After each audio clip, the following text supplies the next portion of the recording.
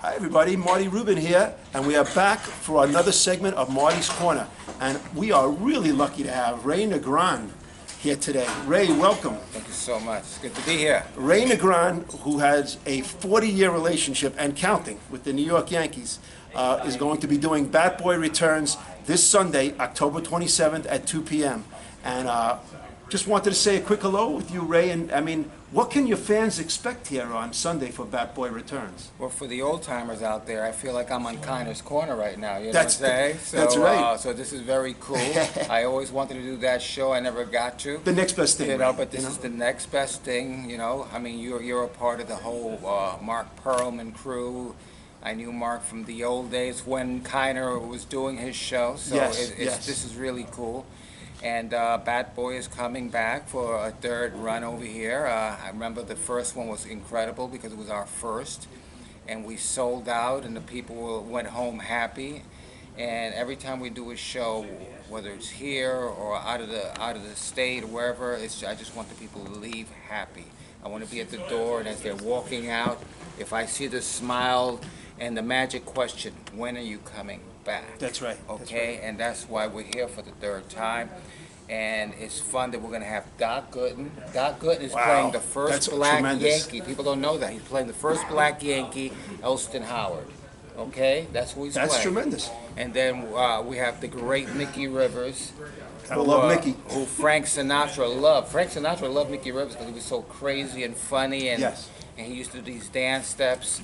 And Mr. Sinatra loved that. We're even doing a scene of Mr. Sinatra at Patsy's with the great Sal Valentinetti from America's Got Talent. Ah, that's... And you know what? When I asked Bucky Dent and all the other guys, Lou Piniella, about Sal playing Mr. Sinatra, they all said the same thing. Charisma, voice. Yes. Boom. I ain't got to say no more Ray, about it. what are the... You're friends with all the old Yankees. What do the Yankees say about you doing Batboy Returns? What's the feeling that you get from them? They love the fact that I'm keeping it alive. They love the fact that I bring back Mr. Steinbrenner, the boss. You know, they love the fact that, you know what, I talk about Thurman the way I do because I love Thurman so much. You know what I'm saying? Yeah. And it's just like when somebody asks me, can you compare captains between Derek Jeter and Thurman Munson? Don't do that. Don't do that. Derek Jeter's a nice guy, you know what I'm saying? But Thurman Munson was a man's man. And he taught me how to be a man. Right. You Listen, understand? you were very close with Thurman Munson. Yes. You were close with a lot of the Yankees. For a second, Thurman Munson and Reggie Jackson, you were very close with them. The media always depicted them as players that didn't get along. Was that an accurate description? The first year, because Reggie came in like gangbusters, you know what I'm saying? He was he was Reggie, and he came in, I'm the straw that stirs the Right. drink, and Thurman can only stir it bad. And then he knew he made a mistake by saying that, okay? And by the end of the season, you know, between me and the boss, we got it straight.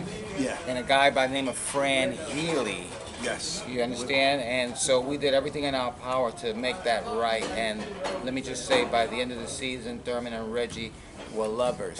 That's You know what I'm great to saying? hear. And, That's great to hear. And let me just say this, for the Argyle Theater fans, so you know it first, Thurman Munson was the guy that gave Reggie the name Mr. October. There you go. Okay? There you go. Reggie was changing his underwears and stuff after that game, and Thurman was walking out, and he said, "You put on a hell of a show, Mr. October." And it stuck? And it stuck. Reggie said, "You know what? I'm going to keep that." And Thurman said, "Don't say I never gave you anything, mother." Anyway, I'm not going to finish the No, word. we keep it clean. Okay. So listen, you mentioned George Steinbrenner, right? There isn't anyone that doesn't know George Steinbrenner. Right.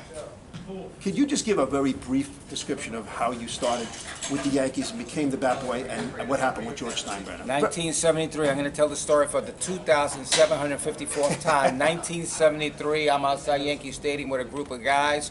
All of a sudden, we were doing graffiti on one of the walls. I was actually doing a NY, a fancy NY.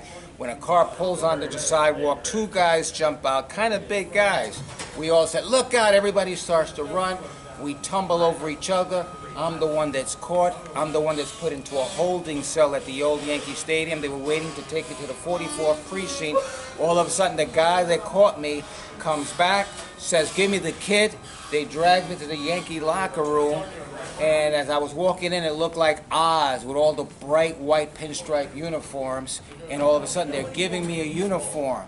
And the guy said, "You're the bat boy tonight." And he leaves. The equipment manager, Pete Sheehy, says, "Do you know who that guy was?" And I said, "Who?" "George Steinbrenner, the new owner of the New York Yankees." Wow.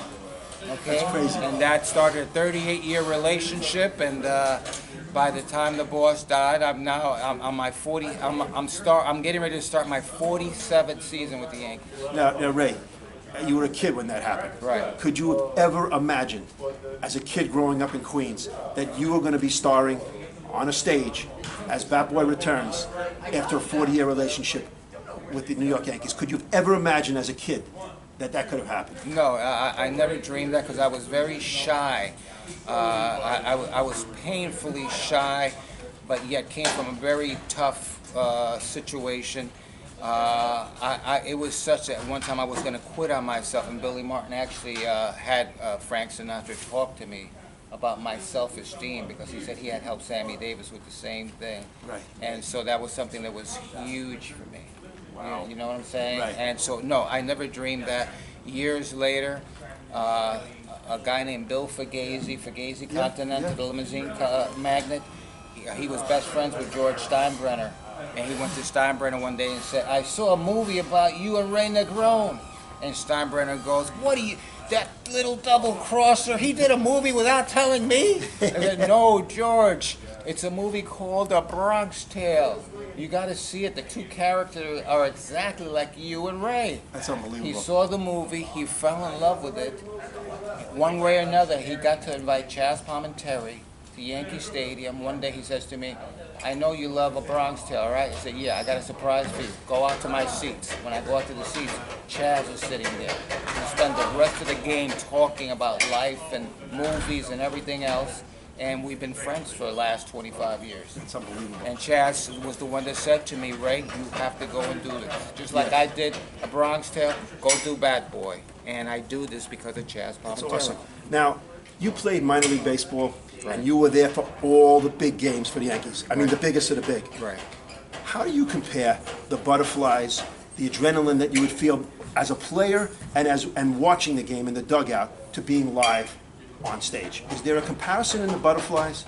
It's pretty much the same thing, but over here, you know, in Bat Boy, since I'm basically running the show and I'm out forefront, Right.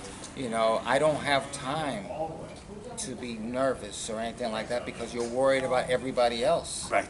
You know, it was supposed to be a one-man show. I ended up with 30-some-odd people, you know, so you're worried about where's this one? This guy ready? What scene is next? What's my line? You know, you don't have time to get nervous. You know, if anything, I'm nervous today. Right. But the day of the show, I just don't have time. Well, I can tell you after seeing the other Bat Boys, this is some show. I mean, if you want to see the journey of a young kid out of Queens and what happened to him and all the fantastic experiences he had for the Yankees and all the relationships with the players, the coaches, the owners, you have to be there October 27th, Sunday at 2 p.m. So we can't wait for you all to come out to the Argyle Theater. Come on out. Wonderful talent. Absolutely. Wonderful talent. It's going to be a great day. Singing, music, incredible.